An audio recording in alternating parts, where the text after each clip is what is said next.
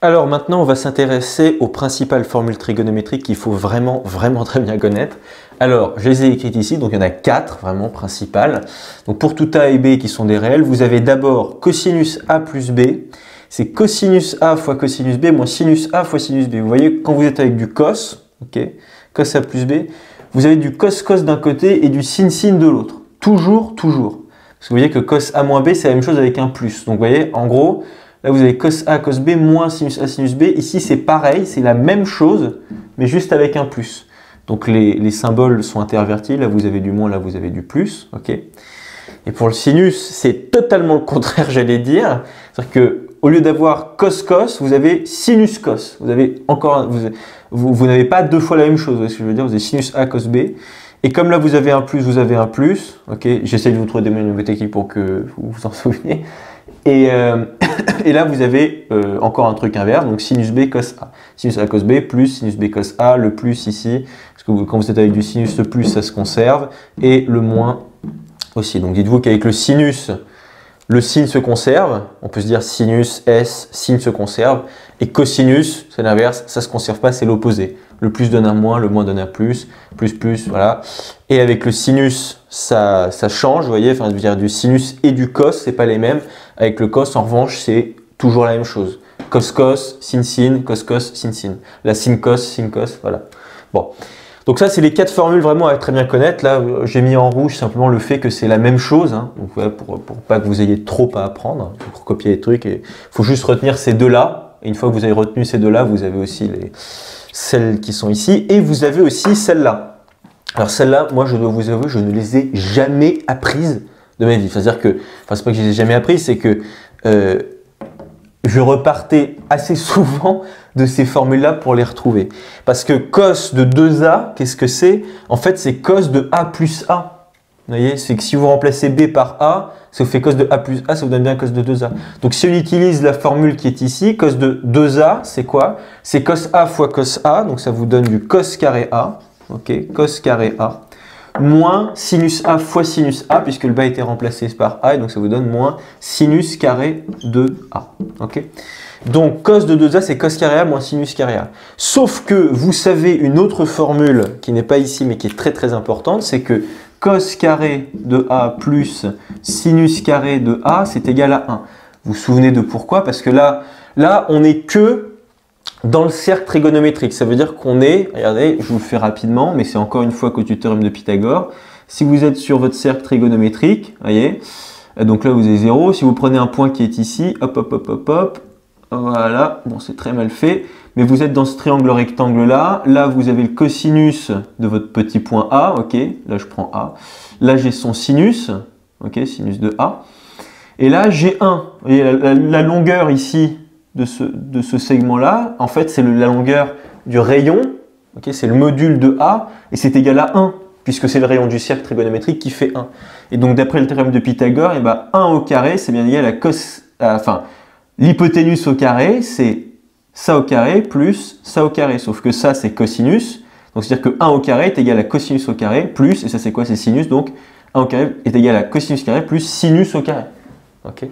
C'est pour ça, en fait, c'est juste le théorème de Pythagore dans ce triangle rectangle-là, mais qui peut être absolument n'importe où, dans le cercle trigonométrique. Donc ça, vraiment très important de bien se souvenir de cette formule, si bien que je peux remplacer par exemple cosinus carré A par 1 moins sinus carré A. Vous voyez, je fais simplement passer le sinus carré A de l'autre côté, et ben c'est parti, donc on va dire, je remplace ça, cosinus carré A, ça va me donner 1 moins sinus carré de A, et je vais encore avoir moins sinus carré de A. Vous voyez, j'ai simplement transformé le cos carré A en 1 moins sinus carré A, grâce à cette formule-là, et après j'ai juste appliqué ça, et donc en réalité ça vous donne simplement 1 moins 2 sinus carré A. Vous voyez, 1 moins 2 sinus carré A. Je vais enlever ça, ok.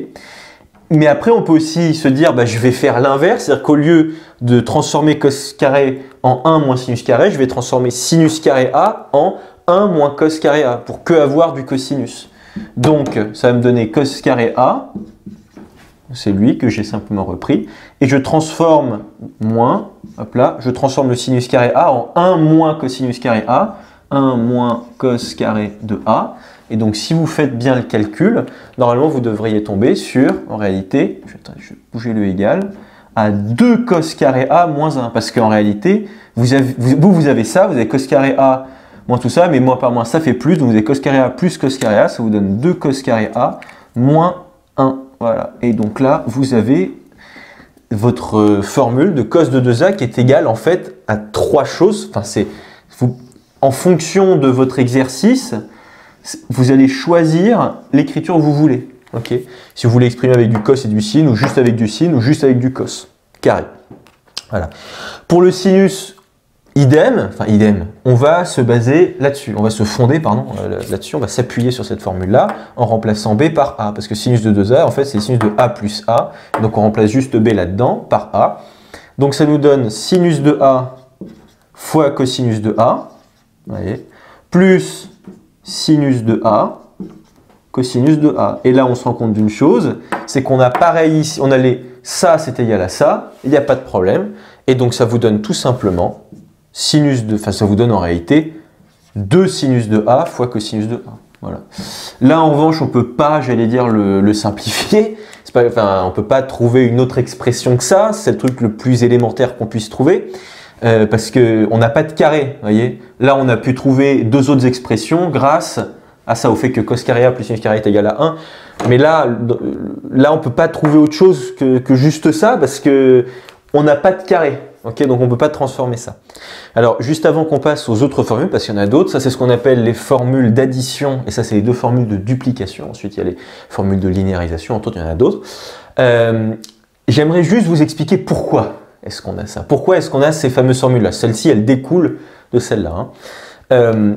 Pourquoi est-ce qu'on a ces formules d'addition? Parce que si en colle, vous tombez sur démontrer les formules d'addition, alors là, le plus souvent, les élèves ils se disent « Oh, punaise, comment est-ce qu'on fait ça ?»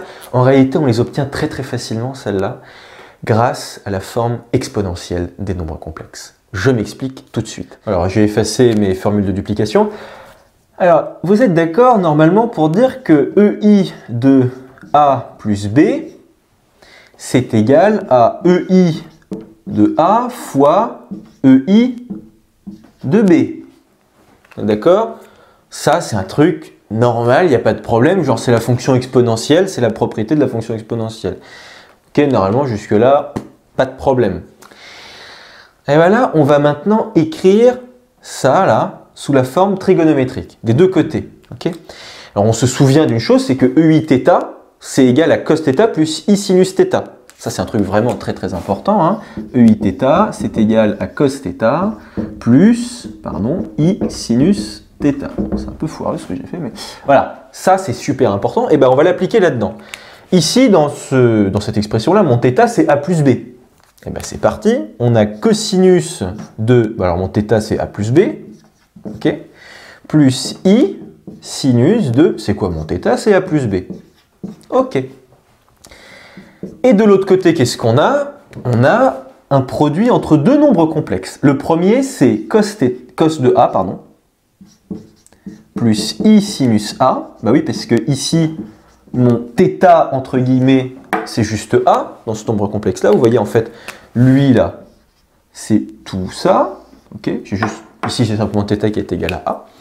Et ensuite, mon deuxième nombre complexe, qu'est-ce que c'est? C'est cosinus de B plus I sinus de B. Voilà, bon, c'est aussi débile que ça. Enfin, c'est pas que c'est débile, c'est magique hein, d'ailleurs, mais c'est fantastique qu'on ait ça. Voilà, ça vous donne tout ça. Okay, le deuxième nombre complexe, il est là. OK. Donc là, vous avez en réalité égalité entre 2 nombres complexes. Vous êtes d'accord avec moi? C'est plutôt cool. Et qui dit égalité entre 2 nombres complexes dit égalité entre partie réelle et partie imaginaire de ces 2 nombres complexes. C'est super important. Ça veut dire que la partie réelle de ce nombre complexe-là, qui au passage est cosinus de A plus B, est égale à la partie réelle de tout ce truc-là.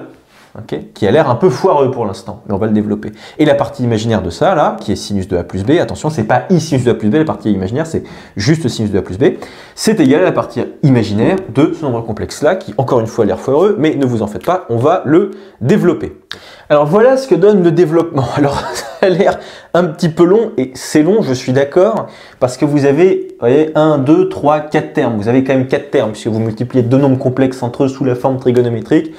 Ça vous fait 4 termes à multiplier les uns entre les autres. Bon, alors le premier terme, c'est cos A, cos B. Vous voyez, cos A fois cos B, pas de problème. Ensuite, moins sinus A, sinus B. Pourquoi? Parce que c'est votre I sinus A multiplié par le I sinus B. Et moins, et I fois I, ça donne I au carré, ça vous donne un moins. C'est pour ça qu'il y a ça. Donc là, dans tout ce que vous avez là, vous avez votre partie réelle. Parce que vous remarquez que rien n'a été contaminé, entre guillemets, par la multiplication par I. Ok? Tout le reste, en revanche, ce qui est ici, c'est la partie imaginaire. On peut le retrouver facilement, vous voyez. Vous avez, alors j'ai mis I en facteur, donc en fait c'est I fois ça plus I fois ça, mais j'ai mis I qui est ici en facteur. Donc vous avez I sinus A fois cos B, vous voyez, ça fois ça qui est là. Et vous avez ensuite I sinus B fois cos A, vous voyez, c'est ça fois ça, et ça vous donne sinus B cos A fois le I qui est ici.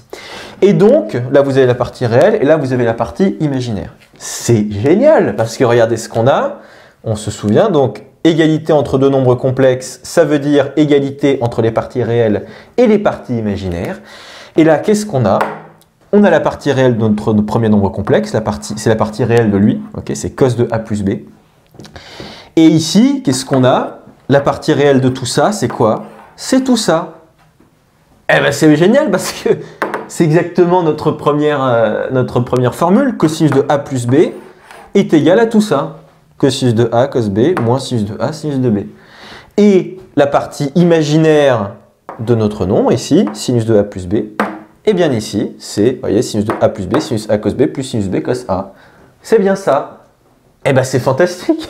Ça fonctionne. C'est trop cool. Alors après la démonstration de celle-là, enfin de ces deux ici, il vous suffit simplement de changer là par un moins B, exponentielle de I de A moins B là, est égal à exponentielle de IA fois exponentielle de I de moins B. Okay, et alors vous allez suivre la même méthode, sauf que ici vous allez avoir du moins B, vous voyez ici. Alors le truc c'est qu'il faut vraiment connaître cosinus de moins B et sinus de moins B. Enfin sinus de moins A et cosinus de moins A. C'est là il faut se référer au cercle trigonométrique et il faut bien se souvenir de ce que c'est avec les cos, machin, et vous allez retrouver, selon la même méthode, vous allez bien trouver vos deux autres formules, ça va le faire. On fera ça dans un exercice, comme ça ce sera, on aura toute la démonstration. Mais vous voyez qu'en réalité, c'est quand même des formules qu'on peut retrouver, j'allais dire, assez aisément, voilà, quand on pense à ça là, à ça qui est quand même une égalité fantastique. Et vous pensez juste à ça, c'est un truc quand même assez simple, vous voyez, E de I, voilà, E de exponentielle de I de fois, pardon, A plus B, c'est égal à ça. Vous développez, vous avez ça d'un côté, écriture trigonométrique. Les deux écritures trigonométriques de l'autre côté, bam, vous développez un petit peu et vous retombez là-dessus. Voilà. Ça, c'est l'origine de, pas du monde, mais l'origine de ces fameuses formules d'addition. Maintenant, on va passer aux autres formules parce qu'il y en a d'autres.